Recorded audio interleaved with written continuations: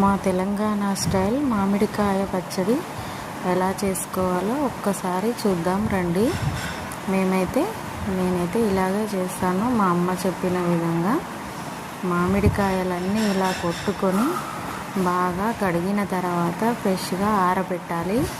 ఆరిన తర్వాత weight machine పైన 1 కేజీ మామిడి ముక్కలకి 1/2 కేజీ ఉప్పు చొప్పున పొయ్యాలండి. నేను ముందే పోసి పెట్టుకున్నాను. 2 రోజులు ఉప్పు పసుపులో నానబెట్టి ఉంచాను.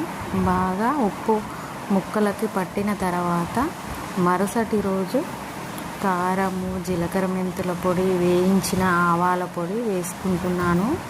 5 కిలోలన్నర పచ్చడికి 4 కిలోల అల్లం వెల్లుల్లి పేస్ట్ వేస్తున్నాను.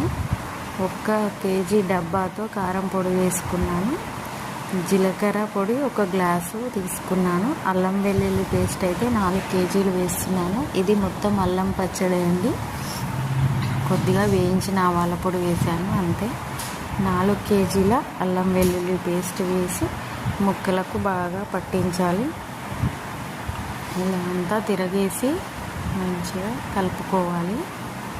ఈ అల్లం పచ్చడి చాలా బాగుంటుందండి. వేడి చేయది. ఆవాల పొడి అయితే వేడి చేస్తుంది, అందరూ తినలేరు కాబట్టి నేనైతే ఇలా అల్లం పచ్చడే చేస్తాను. మీరు ఎలా చేస్తారో కామెంట్ చేయండి. ఇలా మొత్తం పచ్చడి అంతా కలుపుకున్న తర్వాత డబ్బాలలోకి పెట్టుకున్నానండి. ఇలా డబ్బాలకి బొట్టు పెట్టి కంకణం కట్టిన తర్వాత అయితే మేమైతే ఇలానే స్టోర్ చేసి పెట్టుకుంటాము. ఫ్రిడ్జ్లోనే పెడతామండి. ముక్క అయితే ఖరాబ్ కాదు, గట్టిగా ఉంటుంది. సంవత్సరం పొడుగునా ఫ్రిడ్జ్లో ఉంచితే. అందుకే చిన్న చిన్న డబ్బాలలో పెట్టి ఫ్రిడ్జ్లో స్టోర్ చేసుకుంటాను. ఇట్లా చేస్తే నీట్గా ఉంటుంది. కలర్ కూడా చేంజ్ కాదండి. మీరు ఎలా చేస్తారో కామెంట్ చేయండి.